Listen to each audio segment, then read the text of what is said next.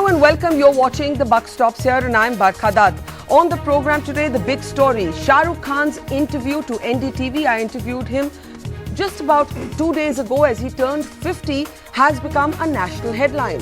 One would have thought that people would listen carefully to what one of India's most beloved actors and stars has to say. Instead, he's facing an extraordinary backlash from a hate brigade that has gone so far as to compare him to Hafiz Saeed. That's right, today BJP MP Yogi Adityanath said that there was no difference in the language being used by Shah Rukh Khan and Hafiz Saeed. Another BJP leader, Kailash Vijayvargiya, said that Shah Rukh's heart was in Pakistan even though he lived in India. After the party objected, or senior leaders of the party objected, he withdrew that tweet. But since then, instead of a full-fledged rebuke for the hate brigade, we have seen justifications and half apologies, with even Minister for Minority Affairs Najma Heptulla saying that Shah Rukh is like her brother, but if he had not made comments such as the ones he made on intolerance and creative freedom and why meat eating should be a source of anxiety, then, well, party leaders would not have reacted in the way that they are reacting. On the program today, isn't this assault on Shah Rukh shameful? And why are the people who are making these comments from the BJP not facing action from the party? What message are we sending out? If this is going to happen to Shah Rukh Khan, what hope do other lesser known people, especially those from the minority community, have? Before we introduce our panel, let's listen in to some operative bits on what Shah Rukh said at having to prove his patriotism again and again. What's the most hurtful thing that you've actually had to hear? Like, I would imagine that it would be to constantly have to explain your patriotism. One of the things you wrote in that New York Times article that got so widely debated was, why is it that every time an act of violence or terrorism or something orthodox happens, I have to stand up as a moderate Muslim? And, you know, you've spoken about people at rallies saying, tell him to go to Pakistan, people writing this, your children asking you questions about this. And there must come a time when you say, I'm sick to death of this. Why must I be the poster boy for moderate Muslims? Why is my patriotism questioned? अब तो आदत सी पड़ गई कि अगर ये बोलेंगे तो बोलेंगे. But it's the most degrading and hurtful and disturbing.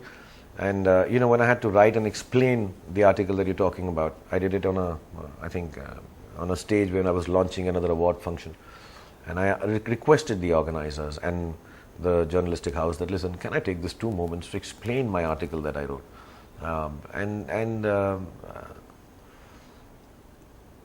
Perhaps, I mean, I don't like to look back upon things that happened, but perhaps one of the saddest moments of my life. To have your patriotism question. You're talking about just now, and I take a lot of things in the run of things and say, okay, chalta hai yaar, sab kar lenge, we'll deal it with humor. But yeah, that day to stand and read those 4 pages about an article of 4 pages and explain to people that, listen, I'm an Indian. And that was extremely sad, extremely sad. And it's a very personal sadness. I can't share it with anyone. Just because you're talking about it, I didn't know how to tell you that. And just saying that does not make it all right. It's uncomfortable. It's disturbing. Why did I have to do this, man? As a matter of fact, a few instances like this have made me change my stand at times. And I say, listen, let me just stay out of this. And I don't think it's a big loss. What? Of having your patriotism questioned because you make a statement as an Indian Muslim? Yeah, and you know, how can you question my patriotism? I mean, there is nothing to question about it. It's been too long. I'm 50 years here now. Yeah, come on. There's nothing to question. How can I be unpatriotic? By what standard can I be unpatriotic? I'm an Indian movie star. I'm an Indian-born Indian. I'm Indian. And how does that get questioned? Even if I go and live in China, I'm Indian. Wherever I go. How is it questionable? By a comment or a thought? And why should it be questioned? Why should not? And you know, I have platforms to talk about it. Like here, I can explain it and say, please don't question the next time. But there are a lot of people, I'm sure, who can't even explain their point of view.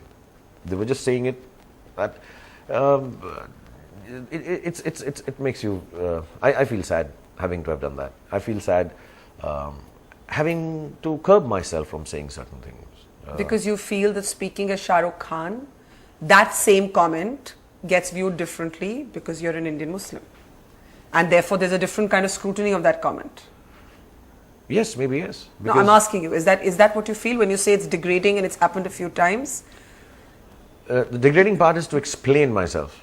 that I wasn't trying to say my country is not as good as any other country, or I was talking about tolerance even between countries, and I was just saying, and see, again I'm saying it, I've got family from all over the world.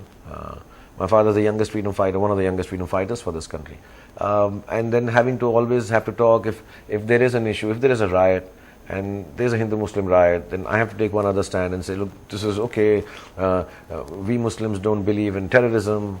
We don't. But why do you have to say it every time? Why do you say it? We don't. How do you explain it to your kids? Because, mixed marriage, different faiths, and then you have your patriotism question, you have people saying just go to Pakistan. This is the other new thing, that on Twitter you express an opinion, people don't say, please go to Pakistan. वो तो यही बोलते रहते हैं सारा दिन, माँ बहन की गालियाँ देते हैं, बहुत गंदी गंदी गालियाँ देते हैं, और मैं दूसरे प्रोग्राम पे बोला, अभी भी बोलूँगा, नाम बता दो, टेलीफोन बता दो, गालियाँ मैं आके वापस दूंगा तुमको सामने मुंह पे. सच में? 100%. एक बार नाम टेलीफोन नंबर बता दो, एड्रेस बता दो, तो घर से उठा के ले जाऊँगा, या घर में आके मारूंगा.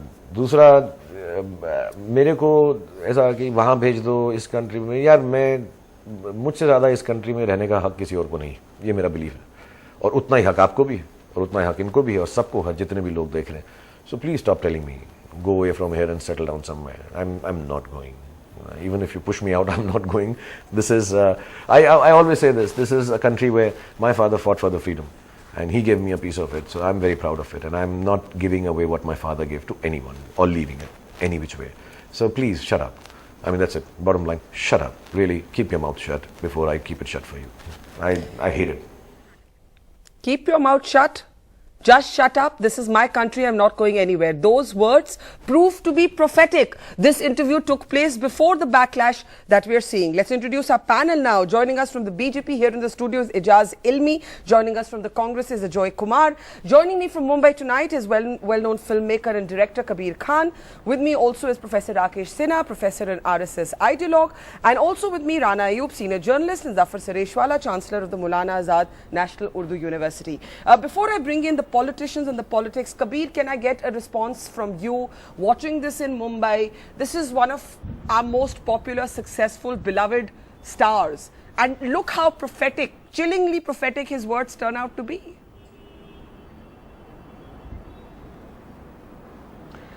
I think they're prophetic also because, they've used this so many times that it's become boring. I can only laugh at it. The moment a Muslim public figure says anything that they don't like, they says go to Pakistan. Arey bhava, nahi jana hame Pakistan. We want to stay here. We want to be able to speak our mind over here. But I think that's why Shah Rukh said it, because it's always the same line. For others, they'll say, oh, they are politically motivated. Oh, this one is doing it because of this reason. Oh, this guy, he's a Pakistani agent. It's ridiculous. And I keep saying that. With you, Barkha, every time I come in a show, that we need to give actually less space to these nut jobs. But I guess we have to discuss it, so we discuss it. But Kabir, in this case, I was interviewing Shah Rukh Khan, and the reactions have come from the nut jobs. I was not interviewing the nut jobs. Correct. I know what you mean. I mean, I guess you have to report it, but I'm just saying that, these guys who speaking all these kind of, I saw them on your channel. I see their faces when they're speaking these lines, and I actually laugh. Because there's no other reaction one can have. One guy is saying that Shah Rukh Khan and Hafiz Saeed are the same. I mean, what is he having? I don't know. I want to smoke what he's smoking. Either he's not hearing what Shah Rukh is saying, or he's not heard what Hafiz Saeed is saying. Yeah. But the problem, Kabir... What kind of absurd statements are these? Yeah. Ijaz Ilmi, I wish we could laugh it off. I wish we could say we want to smoke what Yogi Adityanath is smoking, but he is a successful member of parliament. Last year, he even was the chosen representative to open the debate on communal violence in parliament. Can he be called fringe? Can he be called... Kabir मुझसे हर बार ही कहता है, आप ये इन loony fringe को जगह देते हो. मैं आपसे पूछती हूँ, is Yogi Adityanath loony fringe? Is Kailash Vijayvargiya loony fringe? Najma Heptullah, okay, she's not said go to Pakistan, but she's saying इस तरह की अगर उन्होंने बयान नहीं दिया होता तो इस तरह के बयान वापस नहीं actually, it's very, very clear that you don't need certificates of patriotism from anybody. Exactly. Secondly, but why do you have your patriotism secondly, you want to listen to the narrative of Yogi Adityanath or other people in this context, but you don't want to listen to the statement of the Prime Minister, who clearly said on March 26, that all Indian citizens are patriotic. Indian Muslims also will live and die for this country because they've not acceded to the terror ideologies of the Taliban, Al-Qaeda and the ISIS. So it's very, very clear. Who do you want to listen to? You want to give emphasis on what the Prime Minister said and what he wants to do? So you're saying, you're saying the media is emphasizing the wrong people. You are contributing. You are contributing to it. Can we call them irrelevant? Absolutely not. Is Adityanath, is Vijayvargiya irrelevant? Even Manoj Tiwari, member of parliament, says, एक minute, Shah Rukh Khan has made the statement during Bihar polls. It suggests it's a politically motivated statement. Can a person not have a point of view without being called names? The reality is that we can have all have a point of view. We're discussing this, and we can have right to dissent and freedom. Our constitution gives this. Barkha, if we are discussing this in 1975, we'd be all behind bars, locked up in emergency. The reality is that we've moved on far away, and all these statements mean really nothing because they don't impact you either way. And I feel sorry for people who make this statement because you can't send anybody to Pakistan or Bangladesh or the Arabian. But you know, Ajaz, you're saying it doesn't impact anyone anyway. But you already heard Shah Rukh in that interview saying कि कभी-कभी मैं सोचता हूँ I should just shut up.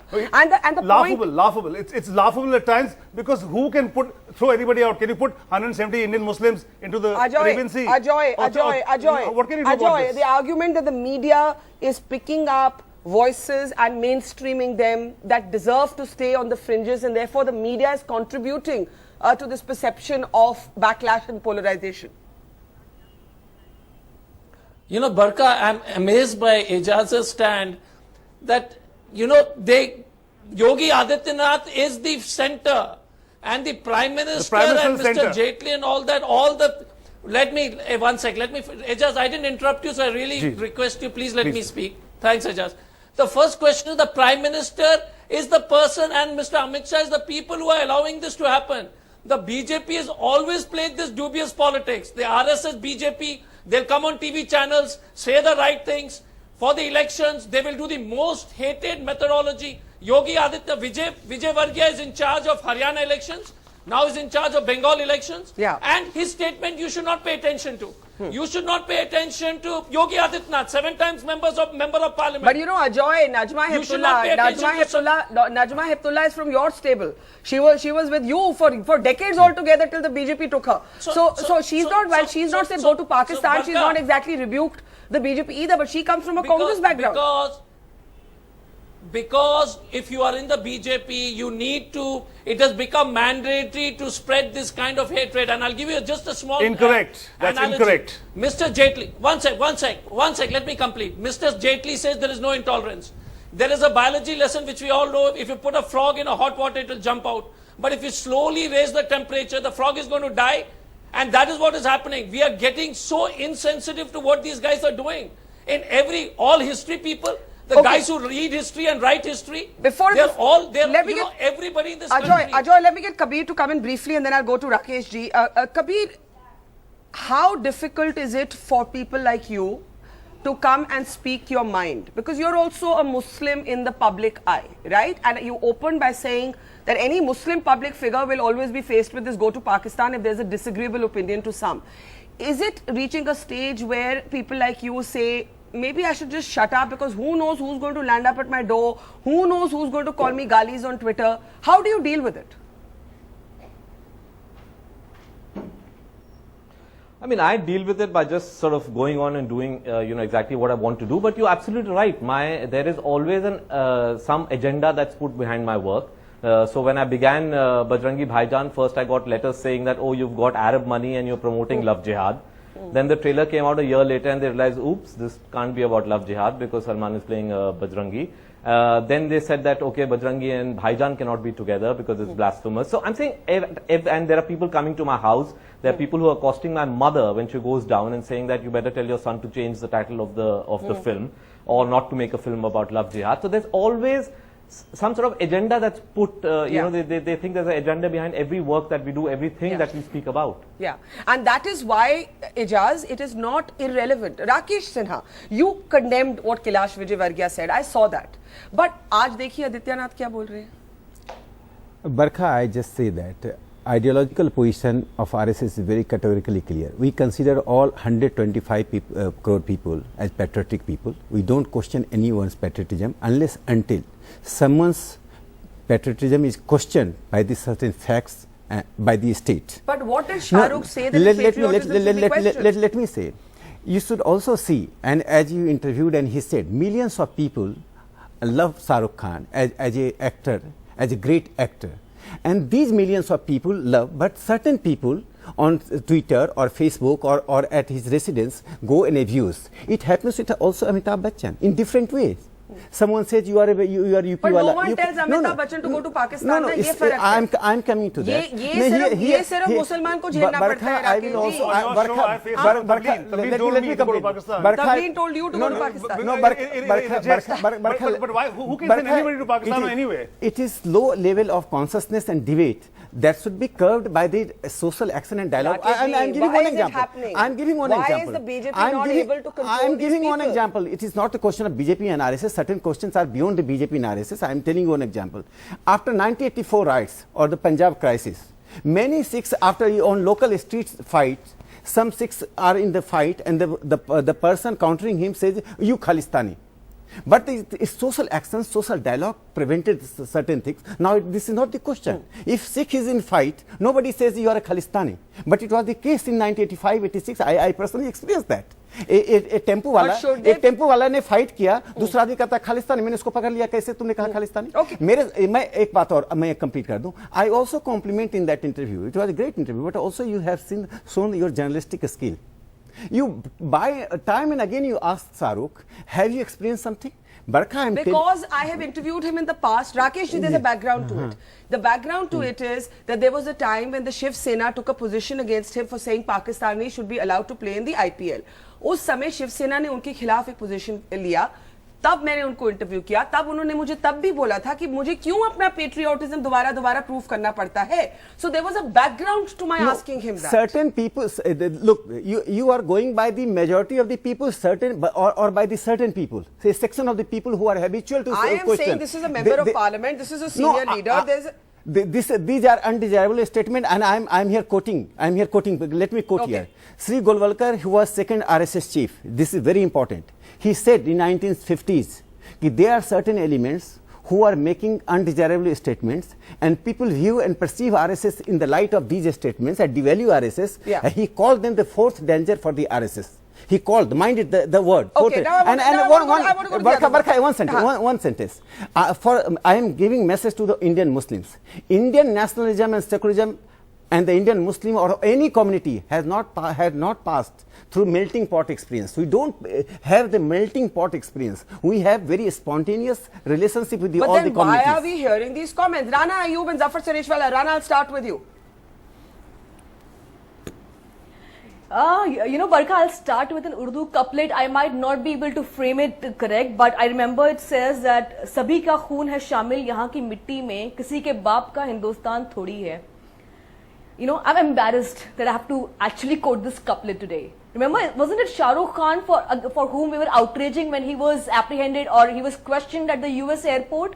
What are we doing to our superstar back in India? Yeah. Forget a superstar. He's the son of one of the youngest freedom fighters of this country, and he's a superstar who has been worshipped by the country, who is an epitome of diversity in this country. And today, people, I mean, political figures whose ideological forefathers were responsible for the assassination of Mahatma Gandhi have the cheek to kindly correct your statement. Kindly correct your statement. These are provocative statements. This is not the way of dialogue. This is Barkha. This is not a, who is ideological forefathers. Whom are you indicating? Whom are you indicating? If you are indicating, you are wrong. Which court has said that? Which court has said that Vijayvargiya's ideological forefathers were responsible for killing of Mahatma Gandhi? And one more question, Barkha, one more question. Can she condemn? Can she condemn Irfan Habib for comparing RSS to ISIS?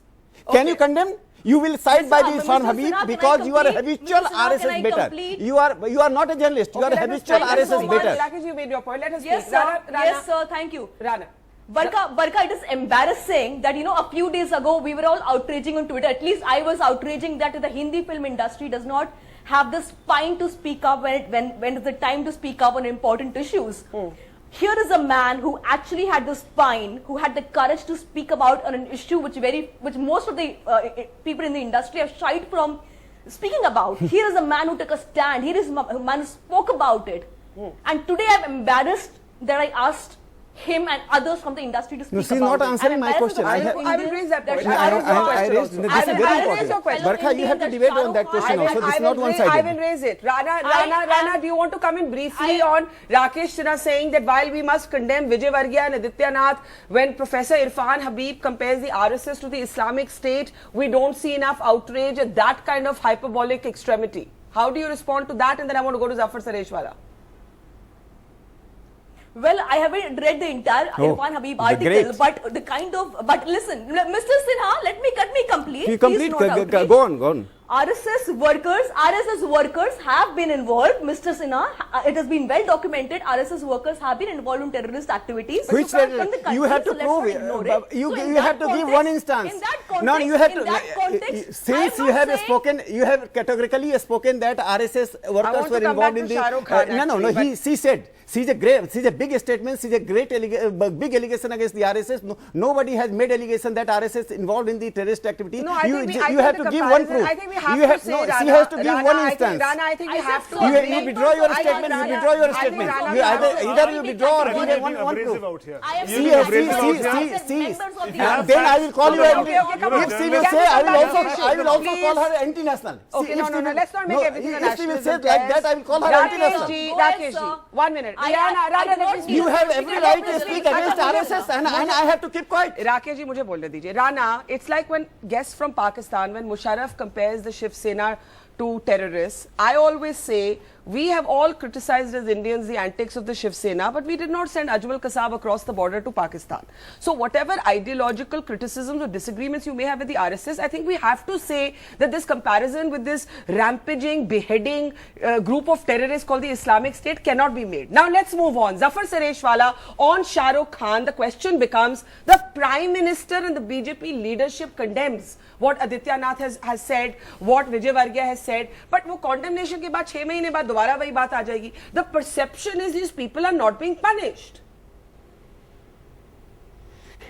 बरखा 6 दिन बाद मुझे यहाँ पर Yes. Salim Khan और उनकी एक film का dialogue याद आता है, जी. मैं हंसूं कि मैं रोऊं. ये क्लास है लोगों का. और अब पता नहीं इनको पाकिस्तान से इतनी मोहब्बत है, हम क्या करें. बाहर बाहर पाकिस्तान, मैं नहीं समझता इतनी मोहब्बत पाकिस्तान से जितनी ये लोग बताते किसी ने बताई है कभी. Coming to the main question of tolerance, Yes. where this all began. Yes. Barkha, I have got a few points. The worst phase in India about tolerance and suspicion between the two communities was in the 40s and immediately after partition 50s, Yes. where two communities were not even ready to mix, talk to each other. They were Yes. suspicious. Yes. Then everything was very okay. When we grew up in the 70s, early 80s, Yes. then again the atmosphere was vitiated in late 80s, early 90s. But now, Yes. there are some elements. There are some elements who are trying to vitiate the atmosphere. But why isn't But the I can tell BJP you taking in action 65, against 67 them? Years, Why isn't the Listen to BJP me. taking action against This them? is the best time.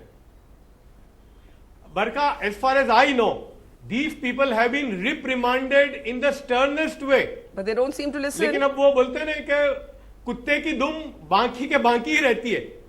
लेकिन मैं समझता हूं कि we should ignore them. Actually, by reacting to such people, we are giving importance to them. Ajay Kumar, These can we people ignore should them? be absolutely Ajay, ignored. can we ignore them? Kabir also says that to me every time. No, Can we Barkha- ignore them? Barkha, I don't buy this at all, that the Prime Minister or Mr. Amit Shah cannot control these elements at all. That is the biggest fallacy. The Prime Minister is the tallest leader, the strongest leader, the only leader. There is no other leader in the party right now. And you are saying that he cannot control. So then obvious conclusion is that it is being done by tacit agreement on these people. And these are not small guys. These are ministers. These are 7 times MPs. So it's all, and then if you correlate with the Prime Minister's statement and Mr. Shah's statement in Bihar election, Pakistan mein patake fatenge, all this. So it is, that is the problem. The leadership of the Bharatiya Janata Party is using as an electoral tool. Ajay, I'll give you an example of recent history. You have T.H. Mustafa of the Kerala Pradesh Congress Committee, Vice President, and Ghufran Azam, Vice President of Madhya Pradesh Congress Committee. The moment they criticized Rahul Gandhi, they were knocked off or suspended, expelled in 15 minutes. Where was the tolerance then towards minorities? It's very, very clear. Don't try to be selective. I'm asking about Prime Minister's statement. The biggest, I'm asking, no, sir, the biggest intolerance is when you allow the loot Ejaz, and defrauding of the nation, where money was meant for the poor Can for 10 years. Can we come back to the topic? Ejaz, None of they are- you are they are addressing forms of what I'm intolerance. asking, Ejaz. Yes. Ejaz, the Prime if these Minister people have and been, Mr. if Shah these are people, using this as a strategy. okay, 1 minute, Ajoy, you made your point. Now, if these people are being reprimanded, do we take it that they don't care to listen to the Prime Minister, that they have the guts to ignore the Prime Minister and Amit Shah? ये बार बार बार बार क्यों बोलते हैं? It would seem so, because after being warned, if you want to continue making Then why aren't abrasive they thrown statements, out? absolutely. Rakesh, why aren't they thrown? Do you think they should be thrown out? I'm saying that after everyone, they are taking away from the development agenda and what the Prime Minister has So been they are talking hurting about. the BJP. Yes, they are hurting. Rakesh, I think they are not serious to say that you have to go Pakistan, your patriotism is questioned. I think people take it very lightly that these people speak But too lightly. No, they use analogy, Pakistan analogy for the last 50-60 years analogy is going on. I think this is declining. This Rakesh ji, Rakesh ji, Najma हिब्बुल्लाह justify कर रही है remark को review करने की बजाय. Let me have Ajay ji, I have a very quick, a very small question to you. Digvijay Singh is your General Secretary. And he said that 2611 is not the conspiracy of Pakistan, it is RSS. He released the book. Your tallest leader, Sonia Gandhi, what did she do? What did she do? See, he released thrice. No, Urdu one edition, Hindi edition, First and question. English edition of Ajit Barni's book. Ajit First Barni, question. look, Let let me come. Ajit Barni was thrown out from Rashtriya Sahara as editor, but your General Secretary was not thrown out. And He was nor not will it, reprimanded. okay, Ajoy, So let me quick response, complete. and I want So first Kabir, question. Rana and Zafar to get the last word. First Yeah. question is, Yes. First question is Mr. Digvijay Singh's statement you're quoting, if it's wrong, Is he- and is he a I fringe or definitely mainstream? believe it, but one sec,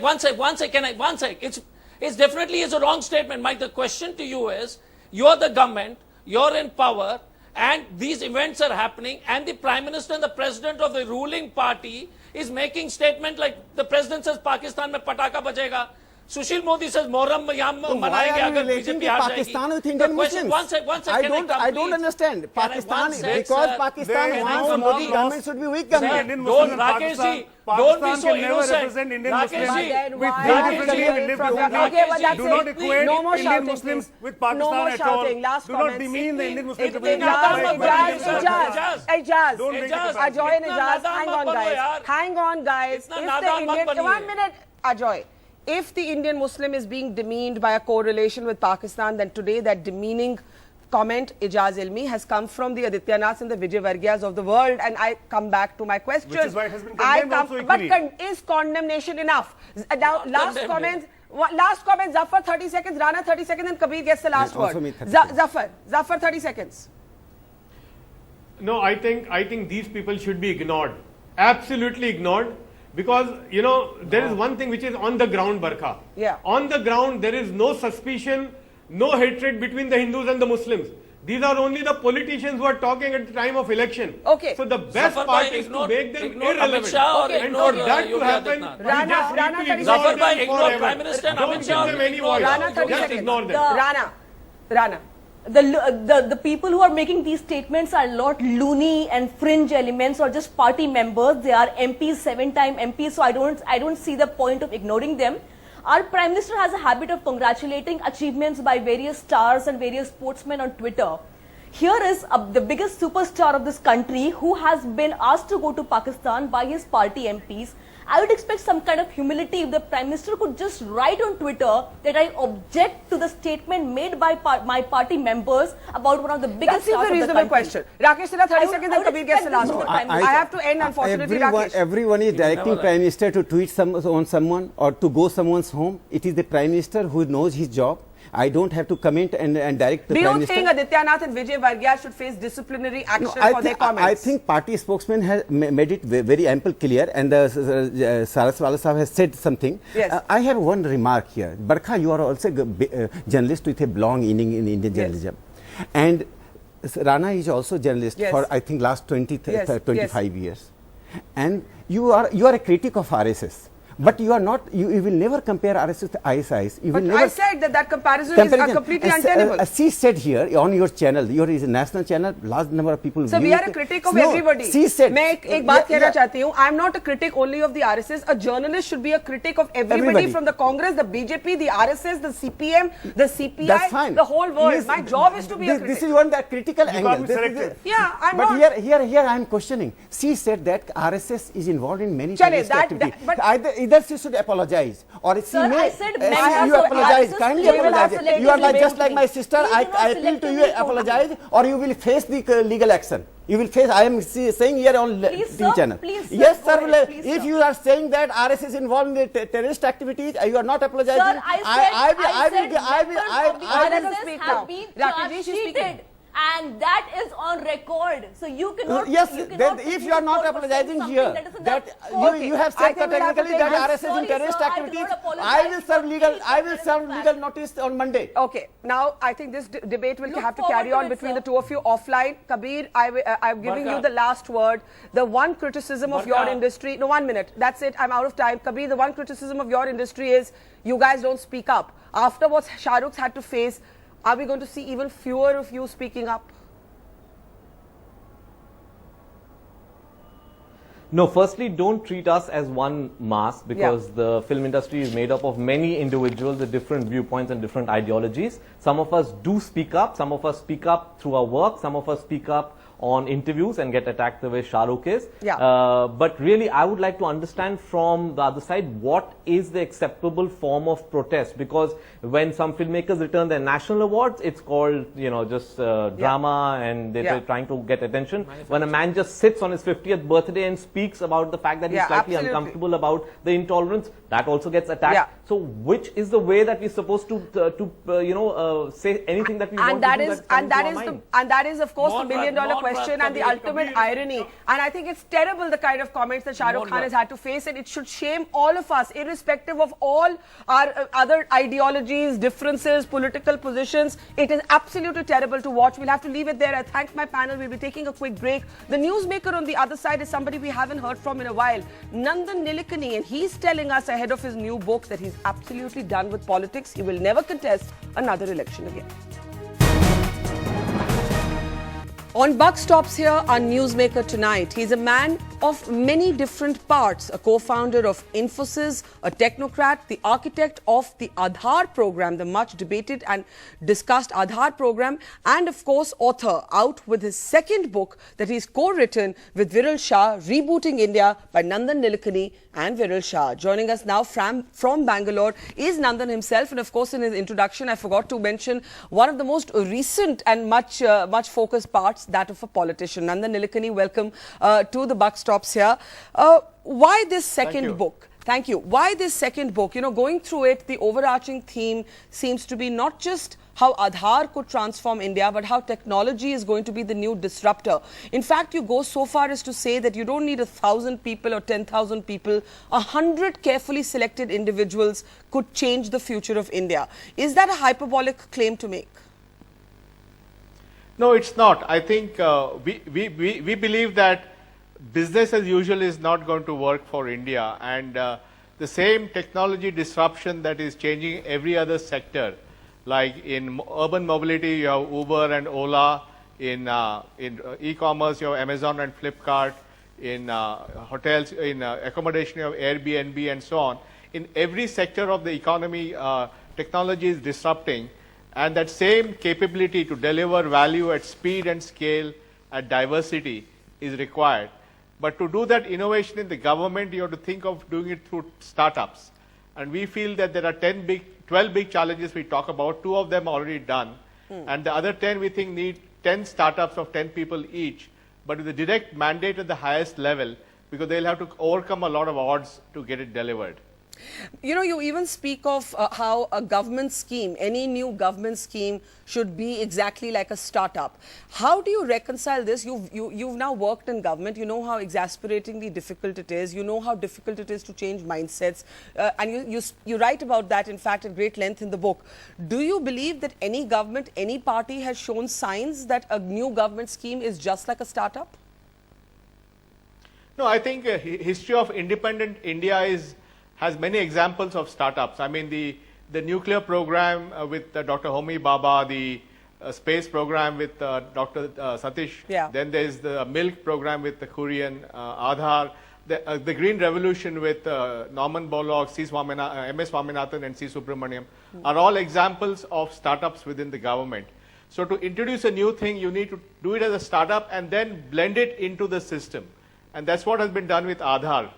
Let's come straight to Aadhar, Nandan. You've had the Attorney General of India telling the Supreme Court that it is now the most widely held identity card. More than 92 crore people are Aadhar card holders. But the Supreme Court is not convinced. It's referred the matter to a constitutional bench. It is not at all buying the government argument that a poor person would, would happily relinquish privacy rights if he were to be a beneficiary of these schemes. How do you see the countervailing and very, very strong narrative that Aadhar is basically allowing both the government and the private players to snoop into the citizens' private life? No, I think the issue in front of the constitutional bench is whether privacy is a fundamental right. So it's really a much more fundamental question.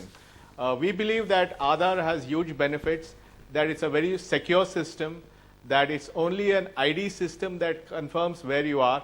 And as far as we are concerned, at least I'm concerned, I think if voluntary use of Aadhar is the basis, we should be able to do that anywhere. So I think it's a very broad use that has been sanctified. So I'm very comfortable that it will continue. And anyway, Aadhar enrollment continues. It's already at about 925 million, going to 1 billion by March. Yeah. So it's really something that is here to stay and going to provide massive benefits. But do you believe that when you are poor, privacy is not a priority? Because that is in fact what the Attorney General argued in the Supreme Court on Aadhar. No, I think privacy is a concept where I often trade privacy for convenience.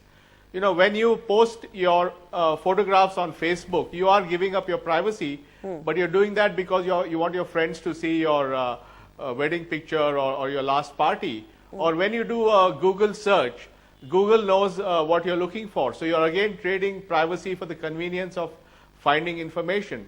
But we still continue to use these technologies because we think the trade-off between privacy and convenience is worth giving up that little privacy. And the same thing applies for Aadhar, because with Aadhar, the benefits that come, especially to the underprivileged of India, is so high that we think that that's a choice that they should make. So it's a voluntary choice that they should make. But you do accept that you will be giving up certain aspects of your private life. For example, the arguments being made by critics of Aadhar that even the census can now, be linked to the census, which was once anonymous, where you replied to questions anonymously. Now, if you're an Aadhar card holder, that data can be revealed against your name. So you do concede that a certain amount of private information is out there. And so you don't think this is really a priority area. Am I getting you right? No. I think privacy is very important, and we are all for having any kind of law or constraints on using Aadhar data by governments and by businesses. Where I think we need to be very open is allowing people to voluntarily use the Aadhar number for whatever benefit they want, which is their fundamental right. Today, as I said, private companies know a hell of a lot of information about you. The only additional thing that the Aadhar system takes is biometrics, which it encrypts and stores and does not reveal that to anyone. And today, when you travel, when you went last, you went to Brown University or something, right, Yeah. Barka? Yes. You must have given your biometrics to the US government. I did. So, everybody is giving biometrics everywhere. Yeah, that's an interesting point. But now let me take you to something you write in your new book, Nandan. You say part of the reason I stood for election was my frustration at my inability in 5 years at the UIDAI to convince politicians of the possibility of solving India's challenges with new and innovative methods. So I think you understood after being in government that maybe they listen to me more if I'm a mainstream politician, because they don't seem to get it otherwise. You've not really elaborated on the differences or the difficulties that you faced within the Congress government, although your disagreements with P. Chidambaram were well known. Would you elaborate on what frustrated you the most? No, I think rather than any specifics, my broad observation is that I believe that today's technology fundamentally provides a way to address a lot of India's outstanding challenges. My frustration was not about specific individuals, but the fact that this potential of technology to leverage technology to transform governance in a very big way in a very short time, the inability of mine to communicate that urgency, that's what I was referring to, not about individual transactions. You're being politically correct. I'm saying that you have referred to the fact that you were deeply frustrated that politicians around you did not get it, did not get what you were trying to say. Who did you face the biggest resistance from? Was it someone like Mr. Chidambaram? Was it the entire government? Was it the bureaucrats? No, I think that, I talk about the so-called opposition wheel in my book. Yes. I think one of the things politically for Aadhar was the challenge from the right was they felt it could be a way of sort of legalizing illegal aliens, which was not the goal of Aadhar. Aadhar was to give a unique number to every resident. And the challenge from the left was they thought that Aadhar would be used by the state to withdraw from giving basic services like PDS and converting them to cash transfers. So to deal with both these things and navigate through the system to make it happen. Are you pleasantly surprised by the fact that although you contested as a Congress politician, the Modi government has backed the Aadhar scheme with actually more passion than the UPA did? No, I'm certainly very happy with the commitment the new government has to Aadhar. When I stepped down in March 2014 from UIDAI, I had met my goal of 600 million Aadhars before time and under budget, which is pretty rare in a project of this type. And fortunately, the new government has taken Aadhar to more than 900 million. And then they have announced a couple of additional layers on Aadhar. One is the e-signatures, which allows you to use Aadhar to sign documents, and the digital locker, where you can store digitally documents on the cloud using Aadhar. So all this shows that this is a program that has managed to survive and flourish across 2 dispensations. And that, I think, is a tribute to the value that it provides to the country. And were you fearful that the Prime Minister may not have done that because there was a BJP-led standing committee that wasn't exactly pleased, Yashwant Sinha, for example. So did it come to you as a pleasant surprise? Were you anticipating otherwise? No, I think, the Prime Minister is very tech-savvy, and I think he understood the value of this. And as far as I can see, he's committed to using this across the board. Have you had discussions with him on Aadhar and how to expand its use? No, I did have one meeting with him after the election where I told him about the value, and he had already understood the value as the Chief Minister of Gujarat. So it was very good that he took it up, and it's now becoming pervasive. Now, you spoke about the left worrying that that direct cash transfers could become an excuse for the state to abdicate its role. This is an argument that has primarily come from economists like Jean Drèze, who quote surveys that they have done where a bulk of their respondents, when asked what would you prefer, a direct cash transfer or food grains, still continue to say food grains. And he's really among those who's leading this argument that what will happen is subsidies will end up going into the bank accounts of the poor, and then the state will feel no need to build infrastructure, to build roads, to build school, to provide development, to provide health services. So how do you respond to this concern, Nandan? Well, from an Aadhar perspective, Aadhar platform is neutral. Whether you give cash or give rice, it can be used for both. It's a public policy choice that the government has to make. So I personally feel that in areas where you're already giving cash, you should use Aadhar for cash transfers. In places where you're selling subsidized products, LPG and kerosene, you should sell at market price the LPG and give cash as a transfer into the bank account. And in areas like PDS, give rice, but give the consumer the option to take cash. After all, he should decide whether he wants rice or money. Why are we deciding on his behalf? Yeah. You also write a very interesting chapter called A New Era in Politics, the party as a platform, where it's almost as if the party is yet another, almost like a media platform, that we live in this sort of very media-mediated politics. And you say that the future of politics is actually no political party is going to be able to afford to ignore either technology or the mobile phone. Well, first of all, I think that by 2019, we'll have more than 500 million smartphones in India. So our postulate, Viral and I both feel, because Viral worked with me on my campaign, that the 2019 Lok Sabha election will be a mobile first election. Now, what that means is that that organization, party which comes out with a platform which allows different candidates to plug into the platform is going to have a benefit. And you know, Nandan, you write extensively about your own campaign in Bangalore when you ran for elections. Tried to employ some of these new tools of technology, you know, social media, WhatsApp, Facebook, and so on. But there's a very interesting conclusion. You obviously, Anand Kumar of the BJP defeats you, and here's what your book says about that defeat. While Nandan polled more votes than the Congress candidate in the previous general election, the campaign could not overcome the Modi wave that swept the nation. The strong anti-incumbency sentiment that prevailed during the elections led many voters to tell us that Nandan was the right man but in the wrong party. Ultimately, technology can only take you so far. I found this line very interesting.